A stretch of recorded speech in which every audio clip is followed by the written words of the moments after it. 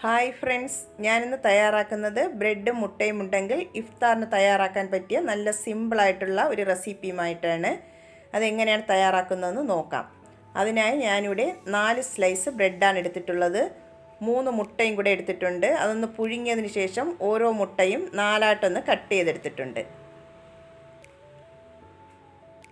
ആദ്യം നമുക്ക് ബ്രെഡ് ഒന്ന് പൊടിച്ചെടുക്കണം. അതിനായി ഒരു മിക്സിയുടെ ജാർ എടുത്തിട്ടുണ്ട്. അതിലേക്ക് ബ്രെഡ് ഒന്ന് മുറിച്ചിട്ട് കൊടുക്കാം.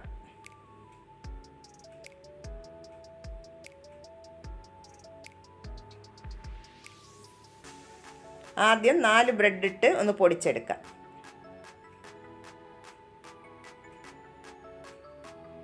ബ്രെഡ് പൊടിച്ചെടുത്തിട്ടുണ്ട്. അതൊരു ബൗളിലേക്ക് ചേർത്ത് കൊടുക്കാം.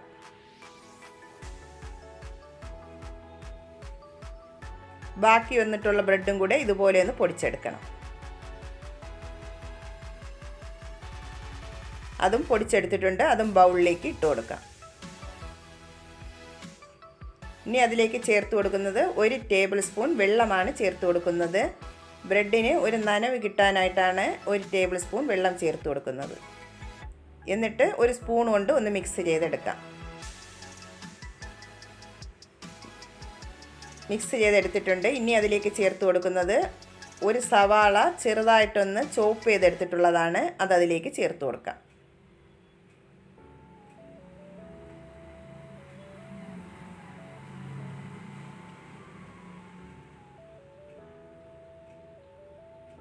അടുത്തതായി ചേർത്ത് കൊടുക്കുന്നത് ഒരു പച്ചമുളക് കട്ട് ചെയ്തതും കുറച്ച് കറിവേപ്പിലയും മല്ലിയിലയും കൂടെ കട്ട് ചെയ്തിട്ടുള്ളതാണ്. അതും കൂടെ അതിലേക്ക് ചേർത്ത് കൊടുക്കാം. അടുത്ത് നമുക്ക് ചേർത്ത് കൊടുക്കേണ്ടത് 1 ടേബിൾ സ്പൂൺ ഇഞ്ചി വെളുത്തുള്ളിയുടെ പേസ്റ്റാണ്. അതും കൂടെ ചേർത്ത് കൊടുക്കണം. ഇനി നമുക്ക് മസാലപ്പൊടികൾ ചേർത്ത് കൊടുക്കാം. 1 ടീസ്പൂൺ കാശ്മീരി ചില്ലി പൗഡറാണ് ചേർത്ത് കൊടുത്തിട്ടുള്ളത്. 1 ടീസ്പൂൺ ചിക്കൻ മസാലയാണ് ചേർത്ത് കൊടുത്തിട്ടുള്ളത്. 1/2 ടീസ്പൂൺ മഞ്ഞൾപ്പൊടിയും കൂടെ ചേർത്ത് കൊടുക്കാം. ആവശ്യത്തിനുള്ള ഉപ്പും കൂടെ ചേർത്ത് കൊടുക്കണം. ബ്രെഡിൽ ഉപ്പുള്ളതായതുകൊണ്ട് നോക്കിയിട്ട് വേണം ഉപ്പ് ചേർത്ത് കൊടുക്കാനായിട്ട്. എന്നിട്ട് കൈ കൊണ്ട് നന്നായിട്ടൊന്ന് മിക്സ് ചെയ്തെടുക്കാം. ബ്രെഡിലെല്ലാം നന്നായിട്ടൊന്ന് മസാല പിടിച്ച് വരുന്ന രീതിയിൽ നന്നായിട്ടൊന്ന് മിക്സ് ചെയ്തെടുത്തിട്ടുണ്ട്. ഇനി അതിലേക്ക് ഒരു കോട്ടിങ്ങിനായിട്ട് 2 ടേബിൾ സ്പൂൺ മൈദയാണ് ചേർത്ത് കൊടുക്കുന്നത്.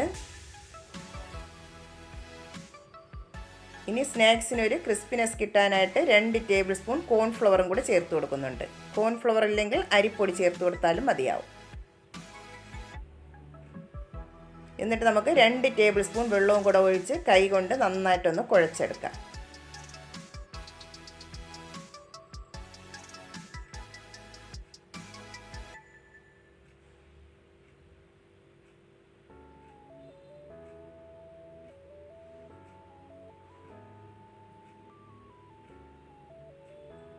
നന്നായിട്ട് കുഴച്ചെടുത്തിട്ടുണ്ട്.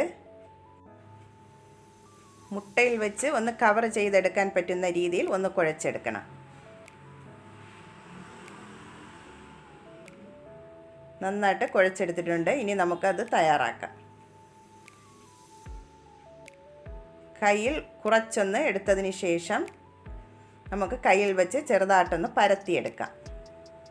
കയ്യിൽ ഒന്ന് എണ്ണ ഒന്ന് സ്പ്രെഡ് ചെയ്ത് കൊടുക്കണം. എന്നിട്ട് വേണം മാവ് വെച്ച് ഒന്ന് പരത്തിയെടുക്കാനായിട്ട്. പരത്തിയെടുത്തതിന് ശേഷം ഈ കട്ട് ചെയ്ത് വെച്ചിരിക്കുന്ന മുട്ട അതിൻ്റെ ഉള്ളിൽ വെച്ച് നന്നായിട്ടൊന്ന് കവർ ചെയ്തെടുക്കാം.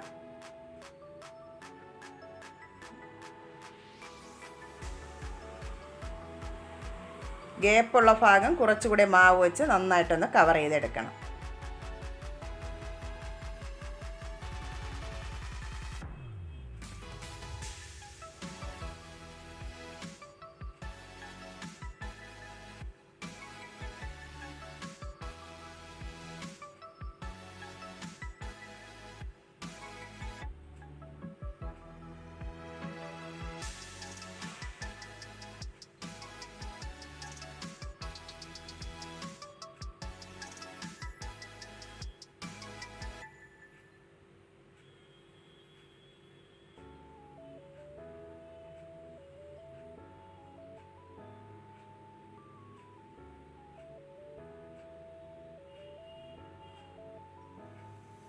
ഒരെണ്ണം ഷേപ്പാക്കി എടുത്തിട്ടുണ്ട്. ഞാൻ ഇതുപോലുള്ള ഷേപ്പിലാണ് ആക്കിയെടുത്തിട്ടുള്ളത്. നമുക്കിനി ബാക്കിയുള്ളതും കൂടെ ഇതുപോലെ ഒന്ന് ഷേപ്പ് ചെയ്തെടുക്കാം.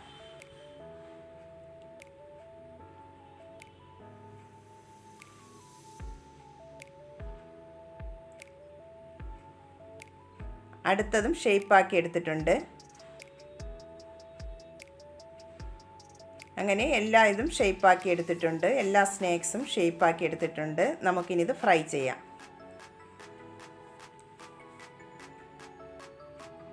ഫ്രൈ ചെയ്യാനായി ഞാനിവിടെ ഓയിലൊന്ന് ചൂടാക്കാൻ വെച്ചിട്ടുണ്ടായിരുന്നു. ഓയിൽ നന്നായി ചൂടായി വന്നതിന് ശേഷം നമുക്ക് ഓരോന്നായി അതിലേക്ക് ഇട്ട് ഫ്രൈ ചെയ്തെടുക്കാം.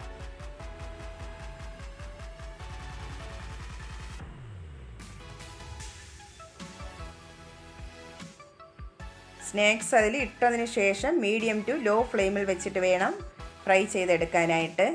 ബ്രെഡ് ആയതുകൊണ്ട് വളരെ പെട്ടെന്ന് തന്നെ ഇത് കരിഞ്ഞു പോകാൻ സാധ്യതയുണ്ട്. അതുകൊണ്ട് മീഡിയം ടു ലോ ഫ്ലെയിമിൽ വെച്ചിട്ട് വേണം ഫ്രൈ ചെയ്തെടുക്കാൻ.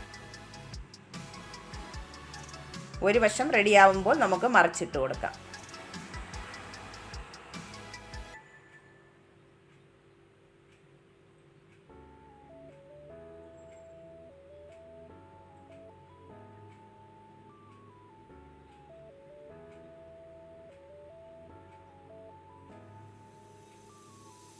ഫ്രൈ ആയി വന്നിട്ടുണ്ട്. നമുക്കിനി ഒരു പ്ലേറ്റിലേക്ക് മാറ്റി കൊടുക്കാം.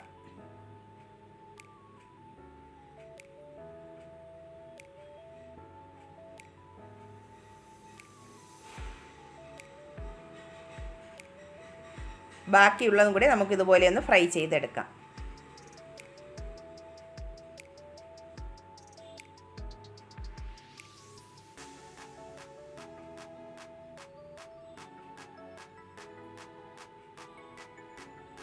അതും ഫ്രൈ ആയി വന്നിട്ടുണ്ട്. അതും നമുക്ക് എണ്ണയിൽ നിന്നും കോരി മാറ്റാം.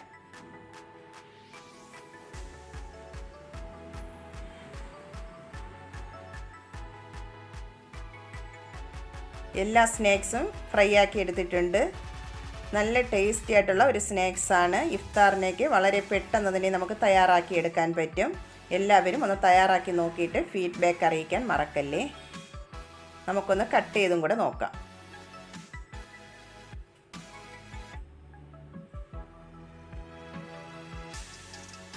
നിങ്ങൾക്ക് ഈ വീഡിയോ ഇഷ്ടമാവുന്നെങ്കിൽ പ്ലീസ് ഒന്ന് ലൈക്ക് ചെയ്ത് ഷെയർ ചെയ്ത് ഒന്ന് സബ്സ്ക്രൈബ് ചെയ്ത് ഒന്ന് സപ്പോർട്ടും കൂടെ ചെയ്യണേ.